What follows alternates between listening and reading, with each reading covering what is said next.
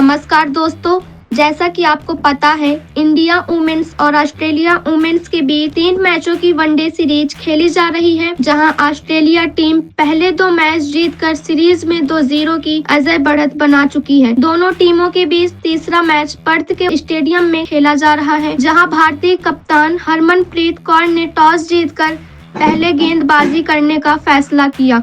Australia की तरफ से शानदार बल्लेबाजी देखने को मिली, जिसकी मदद से 298 रनों का विशाल लक्ष्य खड़ा कर दिया। आपको बता दें, ऑस्ट्रेलिया की टीम की तरफ से सबसे अधिक रन एनाबेल सदरलैंड ने 110 रन की विस्फोटक पारी खेली।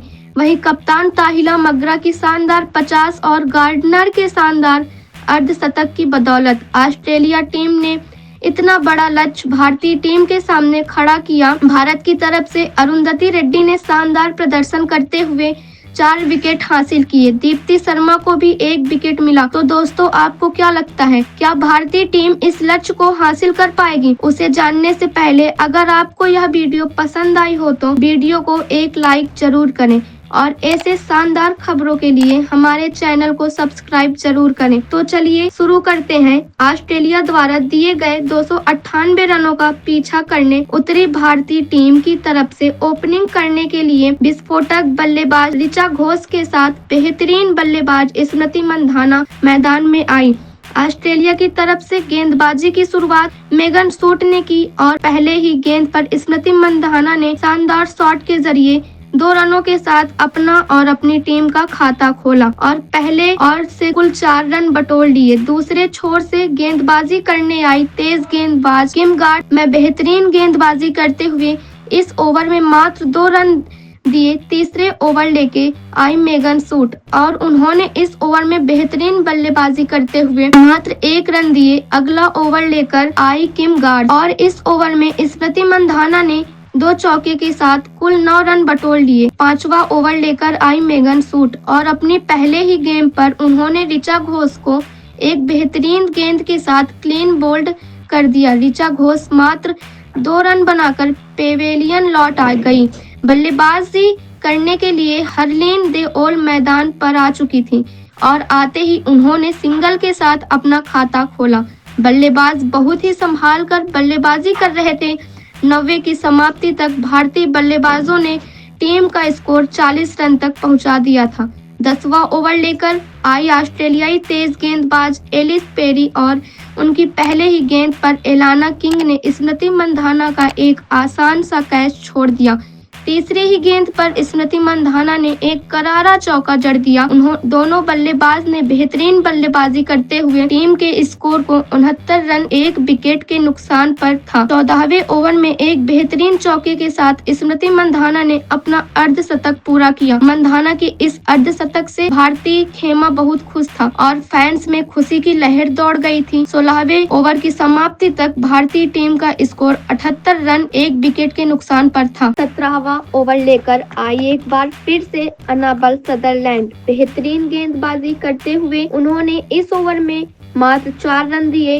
दोनों भारतीय बल्लेबाज बहुत ही संभाल कर बल्लेबाजी कर रहे थे। 22वां ओवर की समाप्ति तक भारतीय टीम का स्कोर 107 रन मात्र 1 विकेट के नुकसान पर था। अब गेंदबाजी में बदलाव करते हुए ऑस्ट्रेलियाई कप्तान ने सोफी मोलिनिक्स के हाथों में गेंद सौंपी और उन्होंने अपनी 5वीं गेंद पर हरलीन दे ओल को अपने जाल में फंसा ही लिया था। ऑन फील्ड अंपायर ने हरलीन को IBW आउट दे दिया था, लेकिन हरलीन ने रिव्यू लेकर अपने आप को सुरक्षित किया और इस ओवर में मात्र 1 रन आए थे। अगले बार में गेंदबाजी करने के लिए ऑस्ट्रेलियाई कप्तान ताहिला मग्रा खुद गेंदबाजी करने के लिए आई और दूसरे ही गेंद पर स्मृति मंधाना ने एक बेहतरीन छक्के के साथ उनका स्वागत किया और इस ओवर से कुल 9 रन बटोर लिए।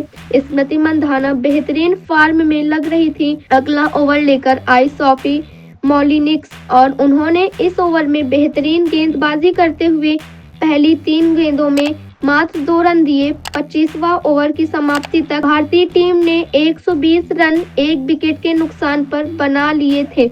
स्मृति मंधाना और हरलीन दे ओल बेहतरीन फॉर्म में नजर आ रही थी। इस ओवर लेकर आई सोफी मोलिनिक्स और उनकी पहली ही गेंद पर स्मृति मंधाना ने एक खूबसूरत चौके के साथ उनका स्वागत किया और इस ओवर में कुल 8 रन बटोर लिए। दूसरे छोर से गेंदबाजी करने के लिए अलाना किंग आई और उन्होंने अपने ओवर की दूसरी ही गेंद पर हरलीन दे ओल को अपने जाल में फंसाया और उन्हें कॉट ए बोल्ड आउट कर दिया और दोनों बल्लेबाजों के बीच साझेदारी को तोड़ दिया। हरलीन दे ओल मात्र 39 रन बनाकर पेवेलियन लौट गई और अब बल्लेबाजी करने के लिए भारतीय कप्तान हरमनप्रीत कौर मैदान में आ चुकी थी।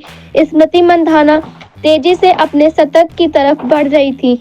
अब दोनों बल्लेबाजों ने संभाल कर बल्लेबाजी करते हुए अपने टीम के स्कोर को 32वां ओवर के बाद 162 रन 2 विकेट के नुकसान तक पहुंचा दिया था। विकेट की तलाश में ऑस्ट्रेलियाई कप्तान ने एक बार फिर से सदरलैंड के हाथों में गेंद सौंपी और सदरलैंड ने हरमनप्रीत कौर को अपने जाल में फंसाते हुए किम गार्थ के हाथों कैच आउट करवा दिया। हरमनप्रीत कौर अपने इस शॉट से बेहद नाखुश नजर आ रही थी और केवल 12 रन बनाकर पेवेलियन लौट गई।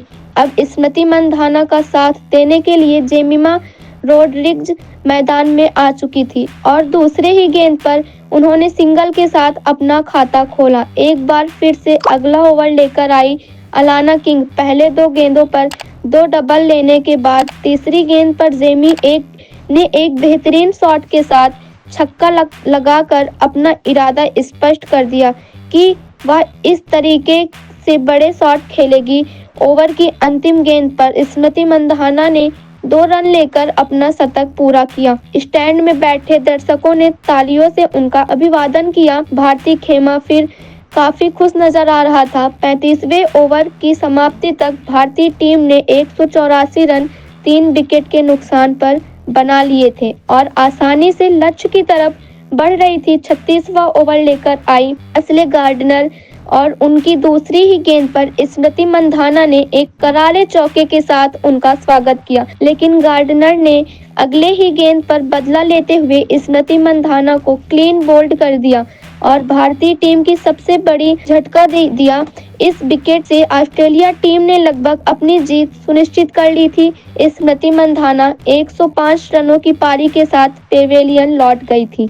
अब बल्लेबाजी करने के लिए दीप्ति शर्मा मैदान में आ चुकी थी, लेकिन वह भी आज कुछ खास कमाल नहीं कर पाई और तीसरी ही गेंद पर विकेट कीपर बेथ मूनी के हाथों कैच दे बैठी और बिना कोई रन बनाए पेवेलियन लौट गई। ऑस्ट्रेलिया के कप्तान ने एक बार फिर से गेंदबाजी में बदलाव करते हुए अपने सबसे बेहतरीन गेंदबाज मेगन सूट को गेंद सौंपी और उन्होंने अपने कप्तान को बिल्कुल भी निराश नहीं किया और अपने ओवर की पहले ही गेंद पर उन्होंने जेमिमा रोड्रिग्ज को काट एंड बोल्ड कर दिया। भारतीय टीम ने केवल 5 गेंद के अंदर अपने 3 बेहतरीन बल्लेबाज खो दिए थे और अब भारतीय टीम मुश्किल में थी। जेमिमा मात्र 16 रन बनाकर पेवेलियन लौट गई।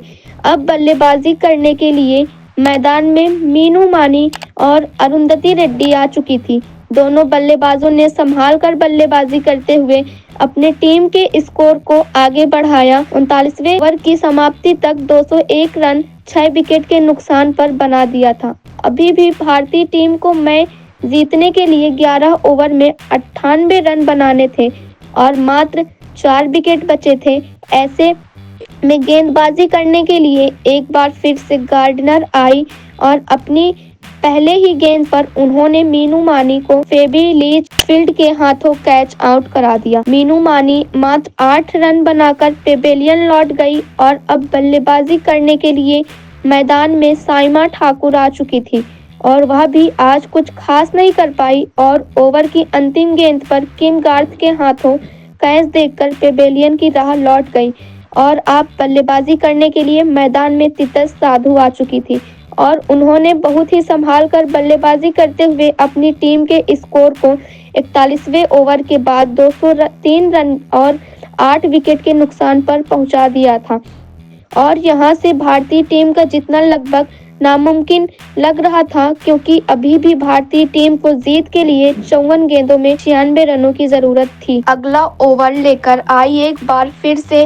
गार्डनर और उन्होंने इस बार अरुंधति रेड्डी को एलबीडब्ल्यू आउट कर दिया और भारतीय टीम को एक और झटका दिया। फिर भारतीय टीम के बल्लेबाजी ज्यादा देर तक नहीं चल पाई और मात्र 215 रनों के स्कोर पर पूरी भारतीय टीम सिमट ऑस्ट्रेलिया की तरफ से गार्डनर ने शानदार गेंदबाजी करते हुए 5 विकेट लिए। स्मृति मंधाना के शानदार शतक के बाद भी भारतीय टीम इस मैच को नहीं जीत पाई और उनका शतक बेकार गया और ऑस्ट्रेलिया टीम ने भारतीय टीम को 3-0 से क्लीन स्वीप कर दिया।